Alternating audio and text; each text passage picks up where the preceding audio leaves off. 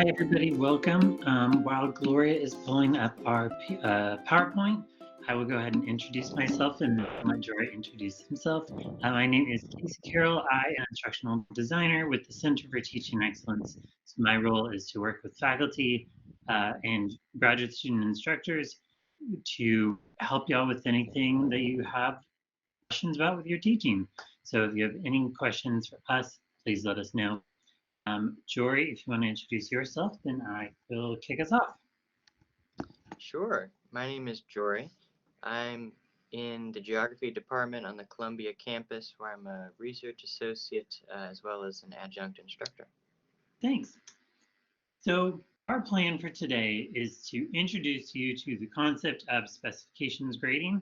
I will walk us through what the heck this is, what it could look like. Then Jory will go ahead and kind of share with us his experience of actually implementing specifications grading in his course last fall and also in his current course. And then we will work together to kind of give you a couple of opportunities to try things out and be able to ask lots and lots of questions.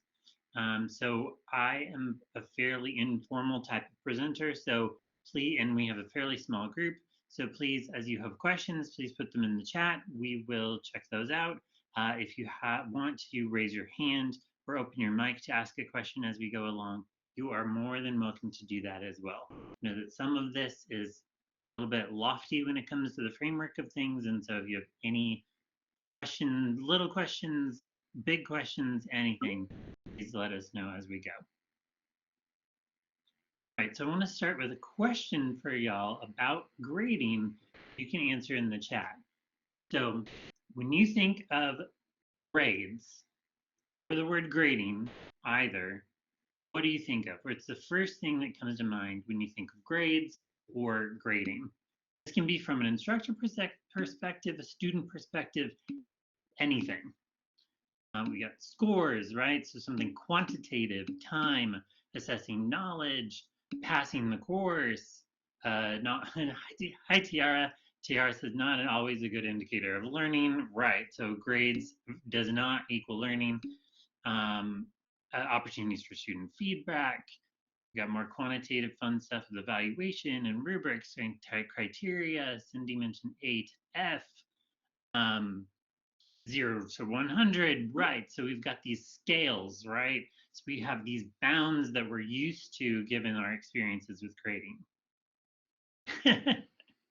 Stephanie's acknowledgement of loving grades. Amanda's questionable loving of grades. Papers maybe not. Oh, okay. Hi, Sarah. I agree with Sarah when she said depends on the assignment, right? So that can be a big one.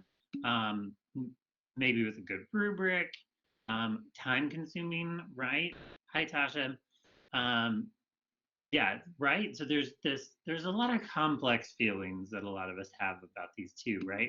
Especially when it comes to the time that goes into it, the effort that it goes to it. Are they even reading my comments? What kinds of things what kinds of things work? What kinds of things don't, right? So for a lot of people, there can be very negative connotations when it comes to both grades and grading, right? That it's just something, and I think it was Tiara mentioned, we don't necessarily associate grades with learning, right? Sometimes grades are something that we just have to do as part of the educational system that we're in to quantify at the end of the term, this person learned something? Did they not? Did they just do what they were supposed to? Who knows? All right. How do we want grades to work? Why do we assign them in the first place? What we're going to talk about today is one way to possibly rethink how you do grades or look at grading through the framework of specifications grading. So specifications grading is a framework, a kind of set of principles, to a certain extent, a set of possible, it's very flexible, as we'll see a little bit later today, but it's a set of kind of principles and framework of a new, possibly different way of looking at grading. So one way that you can do that is through the book I've got here is this phrase was kind of coined by Linda Nielsen. This book is pretty short. It's pretty great, especially it's actually available as an ebook through our library. And let me grab this link. These are my two primary sources for today, right? Is the specifications grading book from 2014, and then this article that I'm going to put into the chat. The article was also written by Nielsen around the same time that the book came out that she did for Inspire Ed. That was basically, want to read the book? Check this out. And it's a really great kind of primer on the main things that we'll be talking about today if you want to take away. Also, after the session, we will also be emailing out these PowerPoint slides. So you will be able to see, get all of this and all my notes and all of that. So this framework is really supposed to simplify grading, to focus back on learning, as we've talked about, and really to kind of take one of the things that Nielsen addresses in her book a lot is the concept of grade grubbing. So if you're not familiar with grade grubbing, it's the idea of students being so focused on the numeric value of the grade that they will kind of fight you on individual numbers, individual letters, individual things on maybe for one test item, they'll fight for an individual point, right? Because there's so much value in our educational system placed on that number, placed on that letter, placed on that GPA, placed on all of those things that students have been behaviorally conditioned over the course of their education to respond to the number more than the learning process, right? So specifications grading actually puts a responsibility on the students to earn whatever grade, whatever kind of final formative or summative grade that they're going to get, and less so on the teacher deciding, well, is this an 86 or an 87, right? So we may want to think that the responsibility is on students to earn grades now. But kind of quickly in the chat, just give me, what language do we use to talk about grades or grading? What verb do you use when it's time for grades to happen with students? Earn is a good one, right? I think I said earn earlier as well. Students earn. Does anyone talk about giving students grades? That's the students I got. That's the grade I got. I gave them an F. I failed a student. Do we fail students or do students fail our courses? And how do we conceptualize? Right, exactly. How do students conceptualize points? Thank you, Morgan. Morgan said in the chat, I don't say those words, but students say them all the time, right? Do we conceptualize that students start at a 0 and earn their grade over the course of the semester, or start at a 0 on an assignment and build towards 100? Or do students assume that they start with 100 and they lose points as we go along? Is this a positive kind of accumulation of accomplishment, or is this a punitive deduction for mistakes as we go? Sarah mentioned, I think we think they start with nothing, right? But and then Stephanie said that students assume they started as 100, right? So there's this disconnect as well between conceptualizations of grades between students and instructors. Right, this is fantastic. So the last kind of bit of student specifications grading before I kind of look at how it looks is the outcomes and mastery, right? So it's the focus on outcomes and mastery rather than points. So it can allow for creativity in how students accomplish their goals or demonstrate mastery, right? Some of the benefits, and I'll get to the specifics here in just a second. I want to give Jory plenty of time. Some of the benefits here is that you can use specifications grading at a course level or an assignments level. So you can do this structure just for one specific assignment, or you can use it for lots of different assignments, and or you can use it to generate the overall course grade. It eliminates the concept of points. So as we'll see here in a second, everything becomes pass-fail. You either achieve the goals of the outcomes, or you mastery of the assignment, or you don't. Eliminates points. It's specific criteria and a pass-fail system. And it really centers student choice and flexibility. It allows students to kind of just figure out what level they want to achieve, and can allow them to sometimes be creative with the way that they achieve the specifications or the criteria that you lay out. This can help with increased engagement. Personal relevancy, we know from learning science, can really bring students in. And also it can give you different options for diverse learners. So instead of having to come up with an accommodation, if you kind of, um, I won't go too into that. We're going to see an example of that from Jory here in just a second. All right, so what the heck have I been talking about this whole time? Specifications grading these primary elements here. We go. Primary elements are specifications, tokens, and bundles, right? So specifications, and again, I'll be sending you the PowerPoint. Specifications, the only grade assigned for assignments is satisfactory or unsatisfactory. Satisfactory is not the same as pass in the traditional sense, right? So if a student takes a course from us pass fail, that's usually at like a D, right? Like if you get a D or above, you pass. If you get an F and below, you fail, right? Which is like 60%, which is not mastery of the concepts, right? Like not at all. You can set high expectations, right? So your satisfactory can and probably should be at least a B or even towards an A, right? Depending upon the context of your course, depending upon the goals of your course, you can kind of, and even between assignments, you can, because students aren't earning a letter grade on a particular assignment, you can kind of judge for yourself as an expert in your field what is an appropriate level for that particular assignment, right? So there may be some reading check quizzes that really, you know what, you should be getting 98 on these. I let you take it a couple of times, right? But maybe for like more of a cumulative kind of a thing, really, I know that you've gotten it if you're closer to a 90, right? That kind of a thing. We'll be looking at some examples here in a second. So detail says you include detailed specifications for what is satisfactory. This can look similar to kind of what you might do for a traditional rubric, but instead of having lots of different levels, right? That this is a novice achievement, this is intermediary, this is expert. You really have just that one top level as you either achieved at this level or you didn't. The instructor only uses the determined specifications to provide the grade, right?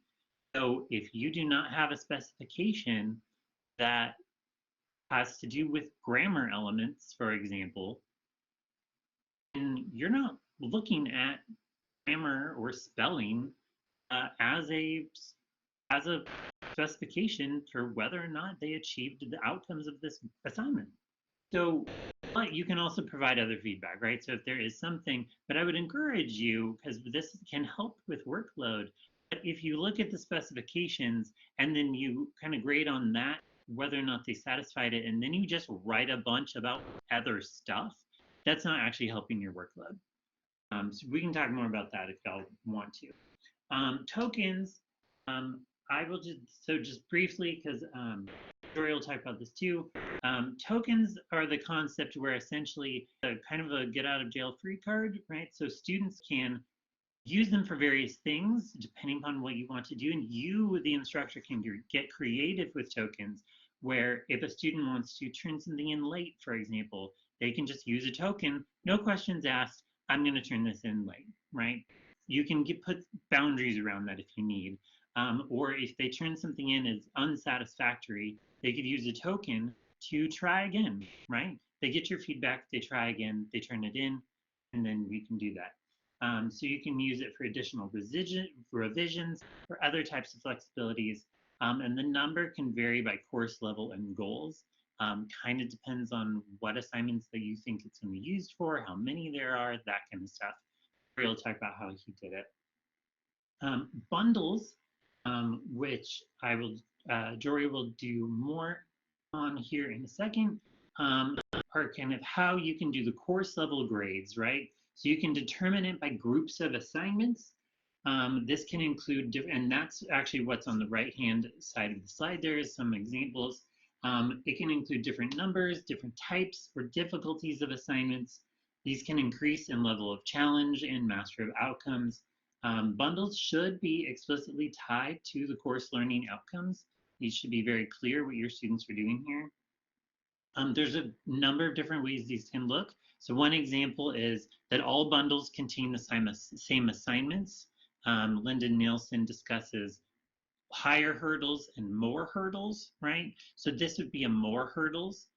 So you would be completing bundles 1 through 3 to get, so that could be equivalent to modules. It could be a different type of bundle.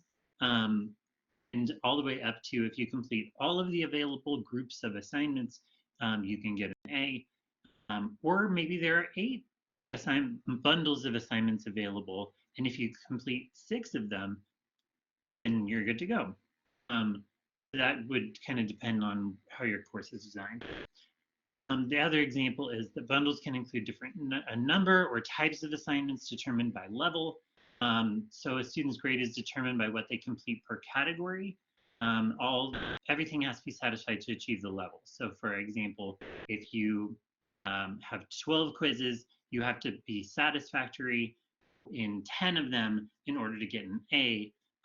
That is kind of per assignment, right? So that's not a full bundle. All right, so I think Jory is currently reconnecting. I'm ready to pass it off to him. But before I do, Jory, go ahead and pipe in whenever you are here and comfortable. Otherwise, does anybody have any questions while Jory gets settled? No, it's very fast, kind of introduction. Hello, can you hear me? Hi, Jory. Yeah, if y'all have questions, please just put them in the chat, raise your hand. Otherwise, Jory, if you are ready and comfortable, do you want me to move the slides? I think you're on your phone. Yeah, so I had a interesting experience where my computer died, so I'm joining from the phone, but I know what the slides are, so as long as you can hear me, we're good to go. So Okay. my Before you, one, sorry, yeah, Jory, before you get started, Cameron just asked a question in the chat that I want to answer real fast. Is specifications perfect. grading generally accepted at universities? It is my understanding that sure, it's not that it's accepted or not, because you still generate what the system needs, which the system needs a letter at the end of the course, right?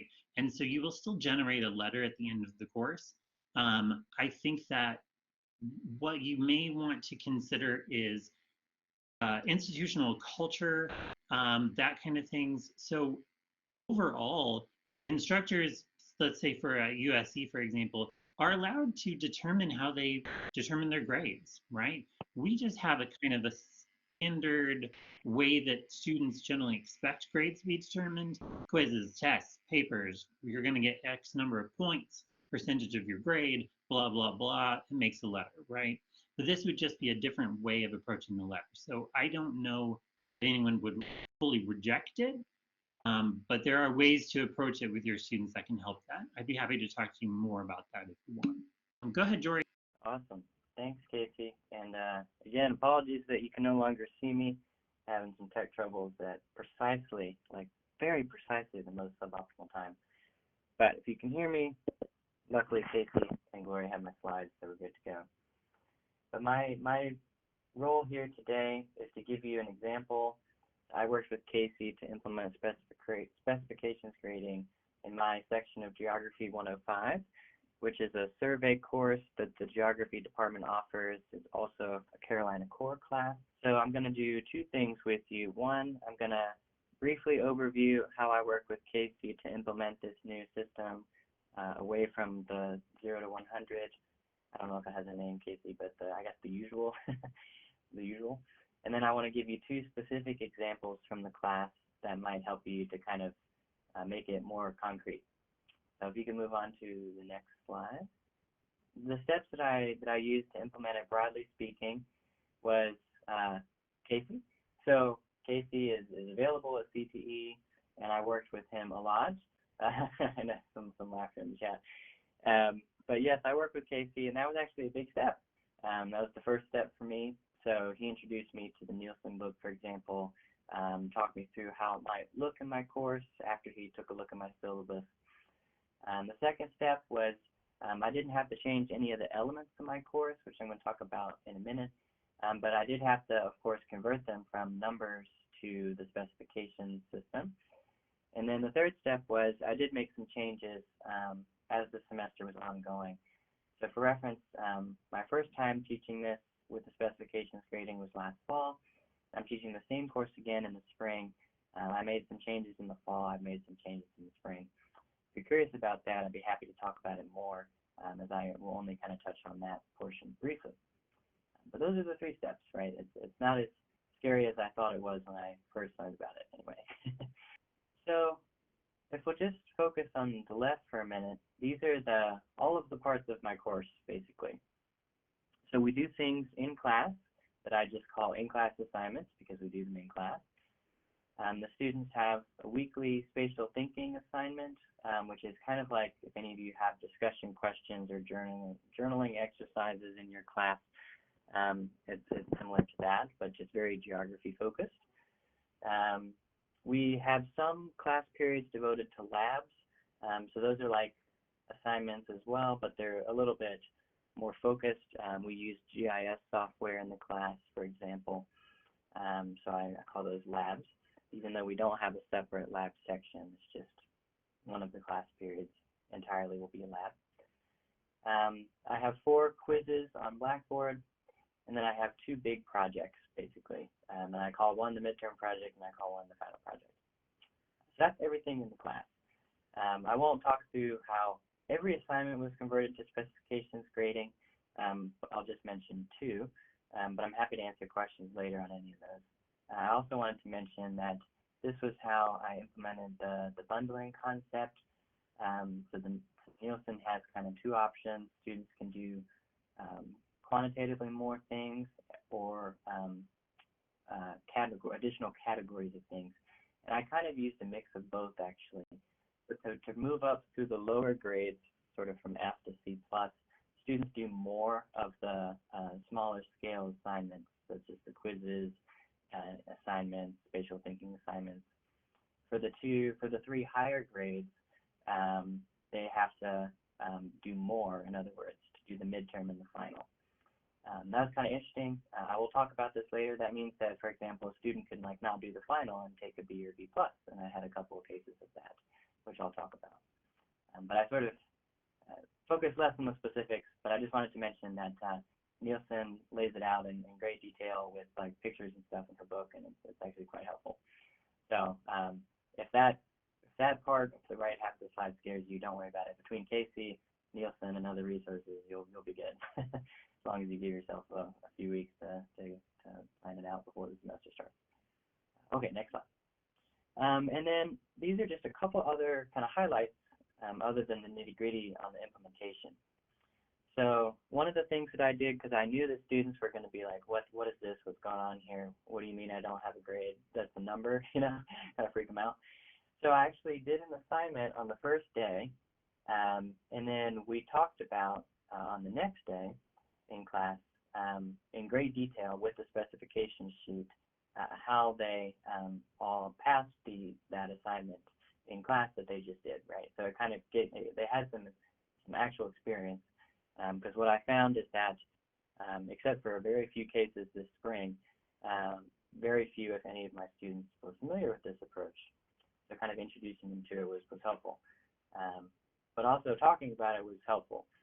So that was a lot of a class period, actually. It kind of extended the kind of going through the syllabus. It wasn't a routine matter because it was unexpected, right? So I had to make very sure at the beginning, but also throughout the semester, that students made sure they felt comfortable and confident that the specifications grading system wasn't this weird system that was meant to derail them, but rather to be helpful to them, and sort of work through their fears with that.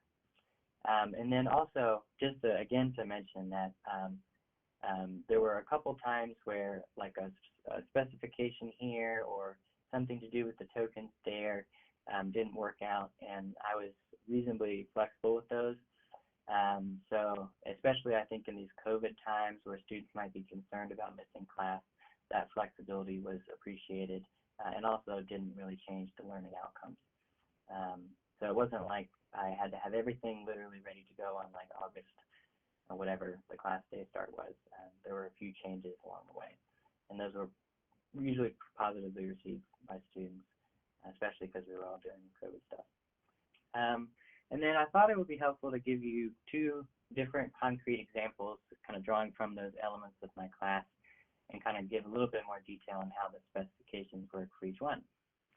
So we had a midterm project where students would read a book and then write a research paper, and we also had some in-class periods devoted to discussing the book kind of along the way prior to, like as we were reading it together as a class.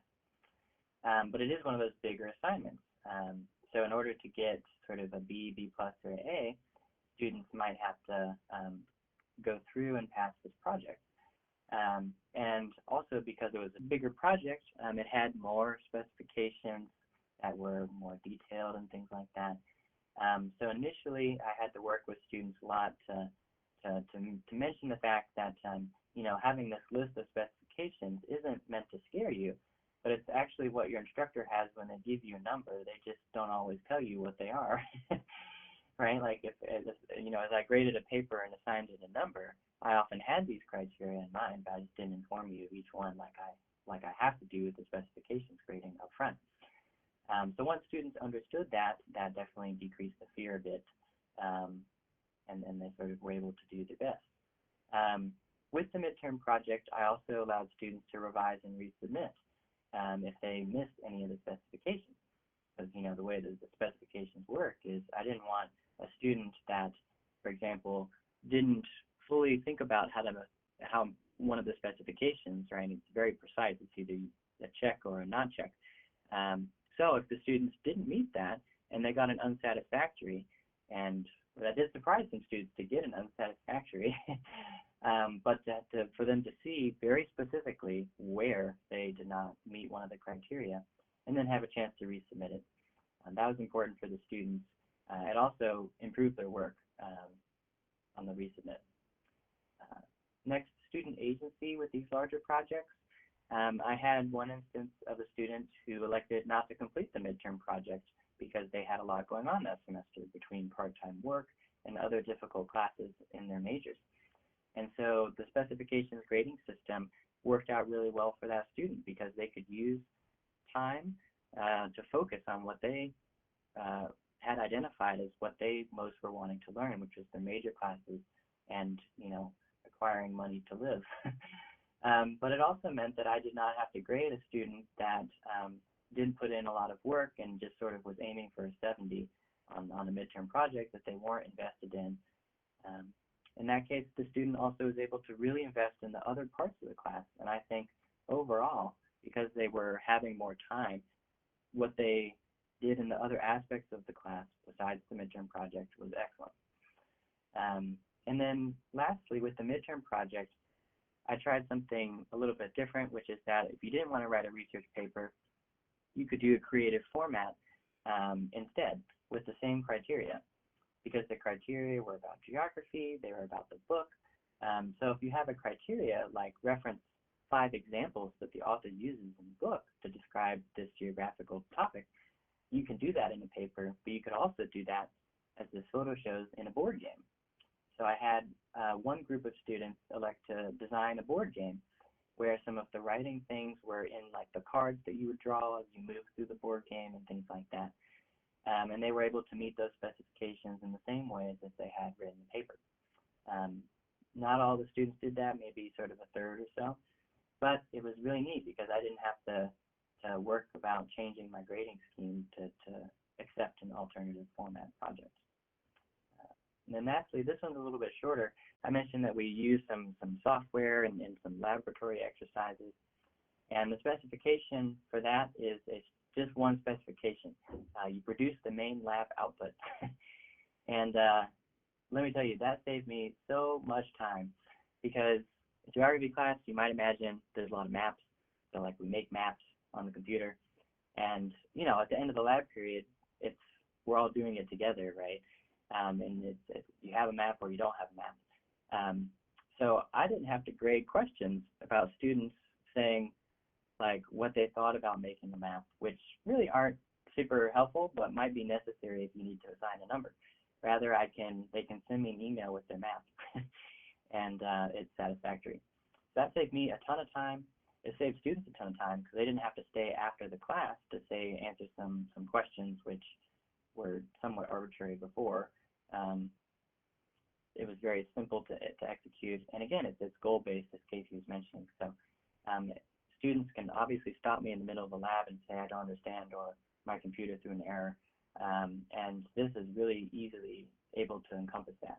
Because what I had before the specs grading was students get frustrated because something didn't work, and then they would have to stay after class in the lab by themselves and like try to figure it out, and that's difficult, right? Because if you have to answer a question, you have to do that, or else you get 0 points on the question. So this system also lets students really focus in on what they're actually doing, as opposed to trying to remember, what the questions are, and when that's not really the focus in most of the labs. So it saved me a ton of time in labs. Love that. Even if you have labs in your class, just even implementing this for that one portion of your class, it will save you a ridiculous amount of time. But those are my 2 examples. And again, I'm happy to answer other questions about things that I didn't talk about, but I'll hand it back to Casey at this time. Awesome. Thanks so much, Jory.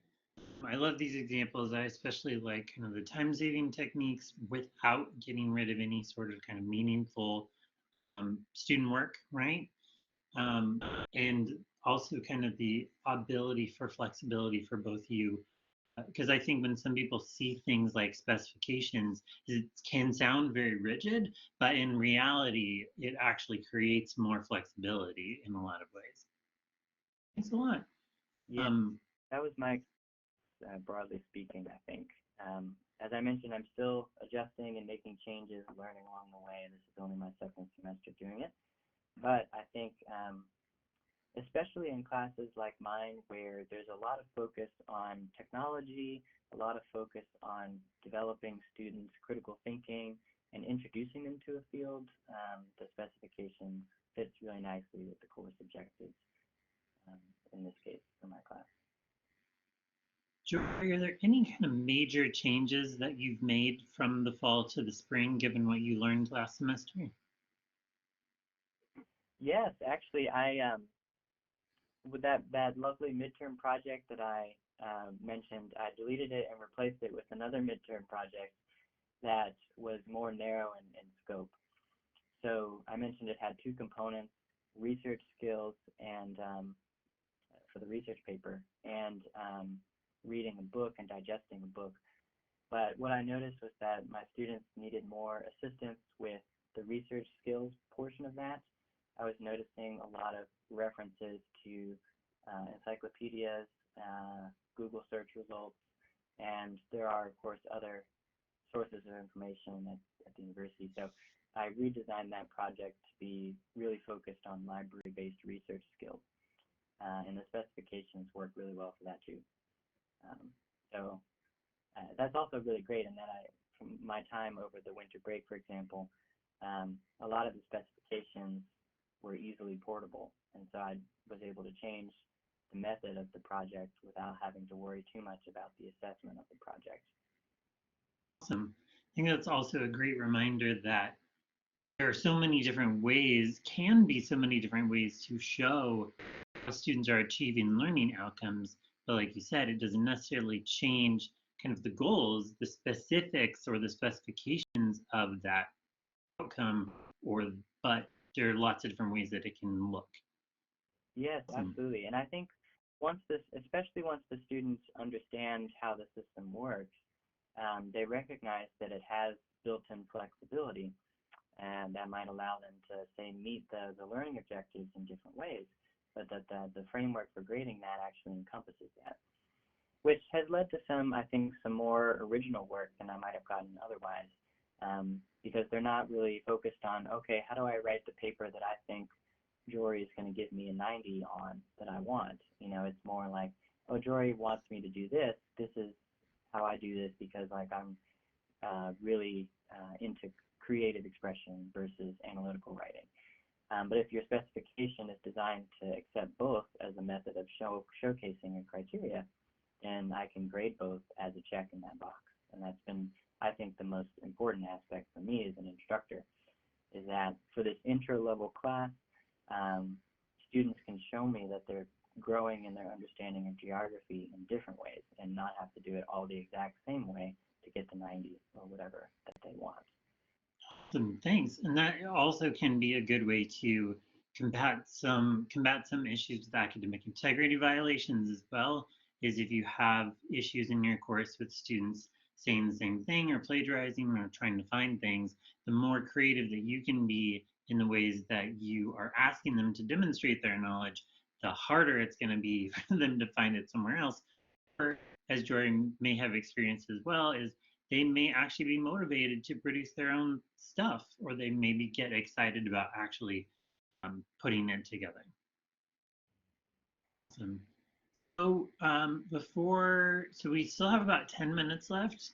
So there's another thing we can do if y'all want, but I want to make sure that we have time for questions. So please, let's take it just a minute to pause.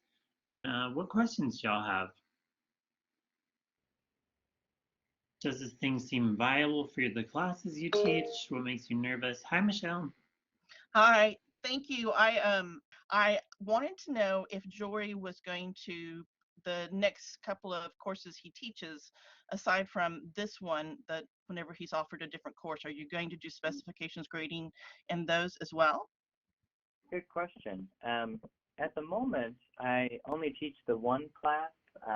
I do it through the Honors College, and I mentioned it's a Carolina core class, and so there's a lot of students that take it from other majors. And so, and as I also mentioned, my main role here at the university is as a research associate, so I only teach one class per term. And so at the moment, I will probably stay with this class, 105. The answer to that in terms of 105 is that yes, I really like how it's enabled, I think, the students to showcase their work in a variety of different ways.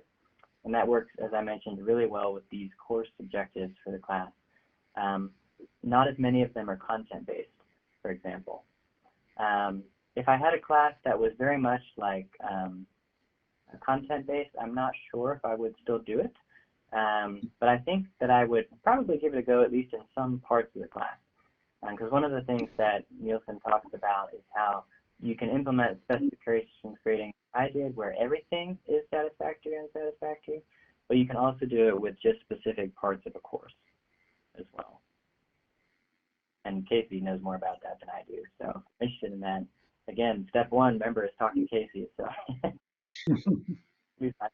Story, and that actually kind of leads to a question that Sarah had in the chat as well, that she thought it could be useful in sections, so like chunks of a class, right? Which is what Jory just mentioned. So a section of the grade B specification. So yes. So I want to give a shout out to Dr. Courtney Lewis in anthropology, who actually was the reason why I learned about specifications grading. Is she reached out to me in fall of 2019, I think, or maybe it was last fall, I don't know. Last like 2 years are all the same to me.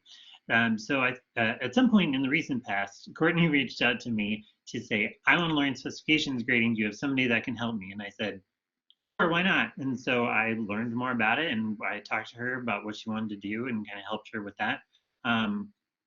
And one of the things that she did for one of her classes is that she was getting all of this ready, but she wasn't ready to get rid of her traditional exam, right?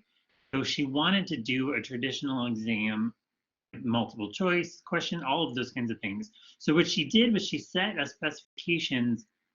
So she graded the exam like she would normally grade it, right? She gave the points, she gave the things, she did all the things. But in order to work it into her course level specifications, she set specifications around the number.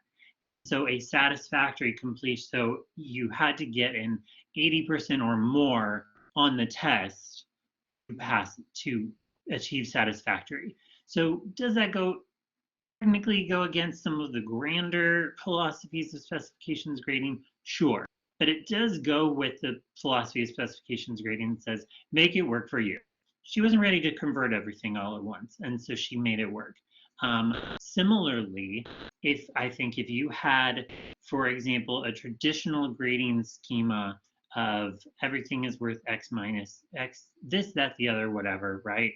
So for example, if you had a mid-project like Jory's that was worth 15% of your grade, you could come up with specifications for that, and you could use the specifications to grade that particular assignment. And so they would either achieve the assignment or they wouldn't. If they achieved the assignment, they would get 15% towards their final grade. If they didn't, they would get 0. I think that could be a little trickier.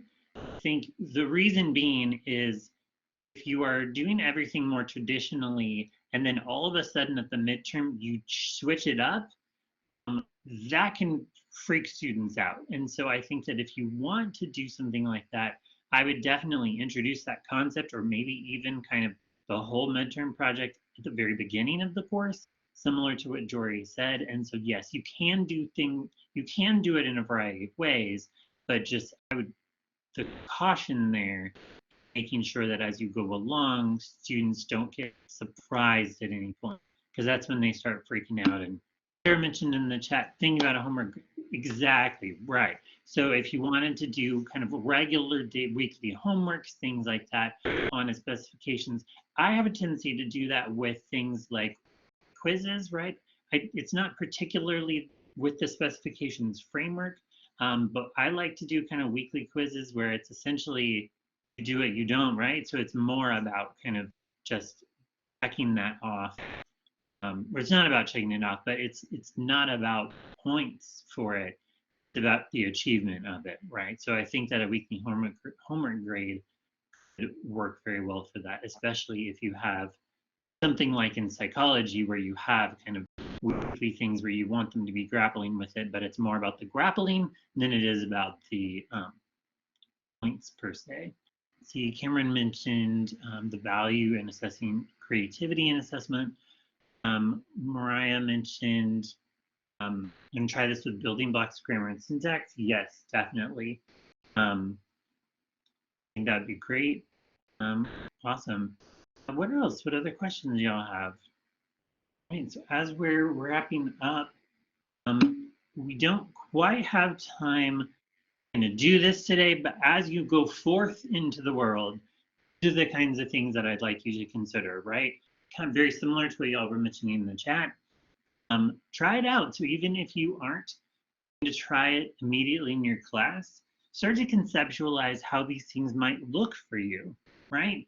You could do it at the course level. So what does an A achievement look like in your class? Given the things that you normally get to do, given the things that you normally do in your course, what kinds of groupings, what kinds of satisfaction would you need to really get an A in the course, right? It's not about the number, but what do you want students to do? What are they demonstrating at that high level of achievement? Similarly at the assignment level as well. What are they doing to demonstrate high level achievement in your assignments? So you could try it with a specific kind of a thing, or you could try it at all levels, right? So I'm going to go ahead in the chat. Well, okay, what I'll go ahead and do, I'm going to pass this over to our contact information. Please reach out to me if you want to talk about specifications grading.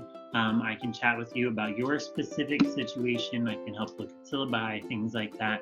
Thank you so much to Jory for your examples, which I think really helped this come to life. And thank you all for being here. I'm still here for questions. I'm going to pass it to Gloria to kind of officially wrap up for us.